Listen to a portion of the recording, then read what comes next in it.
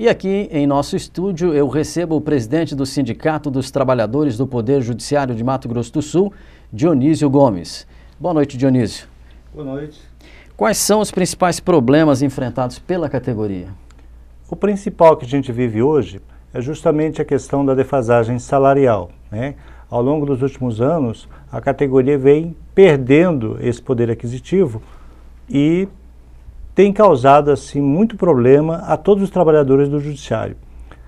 Além dessa questão de salário, vivemos uma situação de desvio de função de forma significativa. Dada a situação de carência de pessoal que tenha feito concurso, o tribunal não tem conseguido suprir as vagas para poder ter gente suficiente para trabalhar com uma certa qualidade.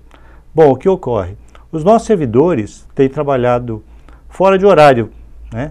Porque há uma regra em que tem que se bater um ponto de entrada e de saída. Então, não é raro você chegar durante a noite ou aos sábados e ver servidores trabalhando, sem bater o ponto, né? Por quê? Porque não é devido à hora extra. Então, essa hora extra que é paga a todo trabalhador, ao servidor do judiciário não é pago, na sua maioria. O poder público paga hora extra? O poder público, se estiver devidamente autorizado, estiver na previsão orçamentária, ele pode pagar. Contudo, o Poder Judiciário alega a carência de verba, que a verba é insuficiente para pagar essas horas extras. Por conseguinte, o que nós temos? Uma sobrecarga de trabalho a todos esses trabalhadores e aí, como consequência da sobrecarga, um adoecimento, às vezes até precoce, né? Algumas situações que nos preocupam bastante, não foi o caso de um jovem que entrou em 6 meses trabalhando no judiciário, passou por um processo de depressão, chegando então até a aposentadoria por invalidez mental. Só que antes da aposentadoria, até tentativa de suicídio aconteceu. Isso se dá em função da pressão que é grande no judiciário.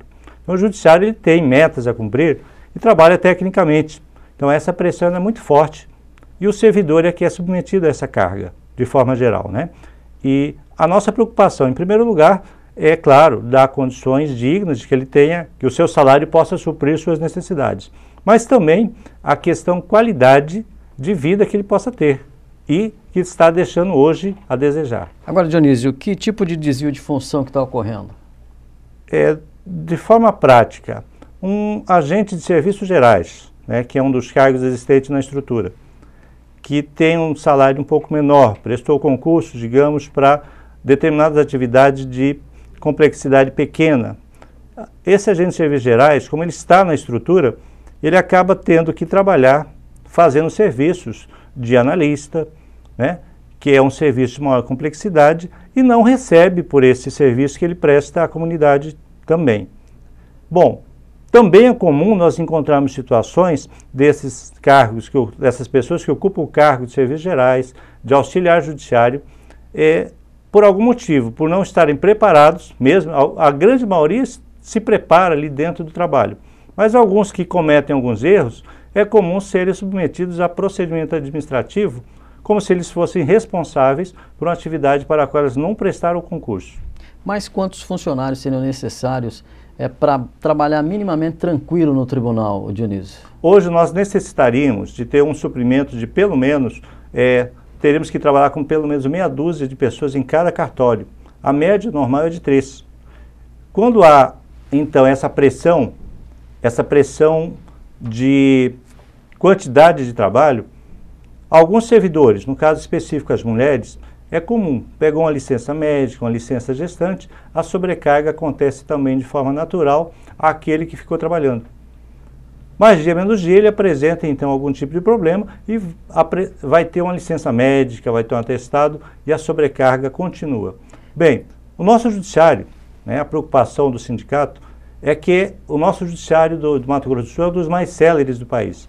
Isso a gente entende, isso tem relatório do CNJ, é o segundo do país, né? Perfeito.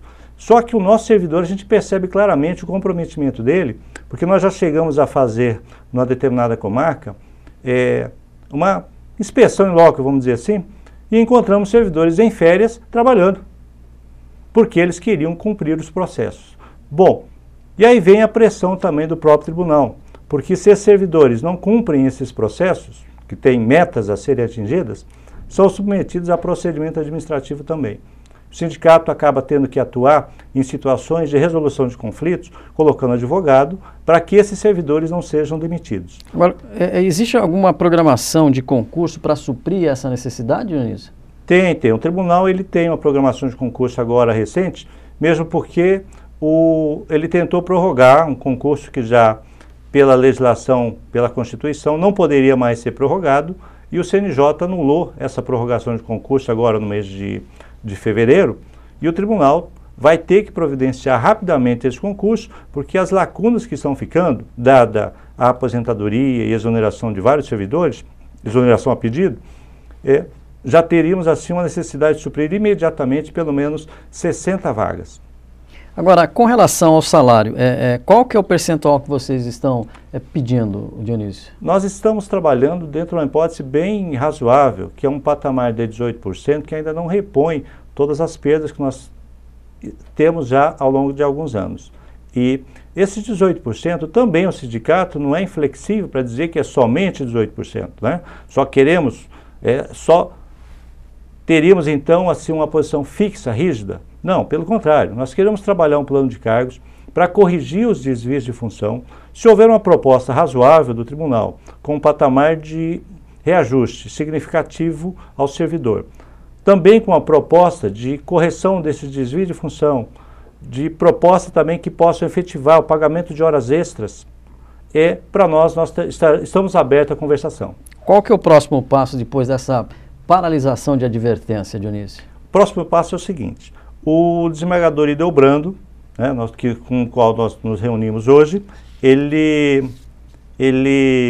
apresentou a sugestão de, no dia 3, nós novamente nos reunirmos para ver qual índice que ele tem condições de oferecer à categoria. Então, no dia 3, estaremos reunindo de novo e tentando construir alternativas para que não seja deflagrado um movimento grevista efetivo. Existe alguma data para a deflagração dessa greve? Sim, existe. A categoria já definiu, tendo em vista que o ano passado a gente tentou uma negociação exaustiva, participando inclusive de comissão de plano de cargos, saindo dessa comissão de plano de cargos relatórios que não foram efetivados, não foram transformados em projeto de lei, e após tantas tratativas infrutíferas, né, a categoria entendeu que teria que, neste momento, fazer essa paralisação e sempre respeitando para que o jurisdicionado não seja prejudicado, mantendo os serviços essenciais e os plantões, no caso, né? Agora, na hipótese do tribunal não conseguir efetivar ou carrear recursos para melhorar a qualidade de vida do servidor, a categoria entende que no dia 14 de maio nós estaremos entrando em greve por tempo indeterminado. Muito bem, eu agradeço aqui a presença do Dionísio Gomes, ele que é presidente do Sindicato dos Trabalhadores do Poder Judiciário de Mato Grosso do Sul. Dionísio, obrigado pelas informações e pela entrevista. Eu que agradeço a oportunidade.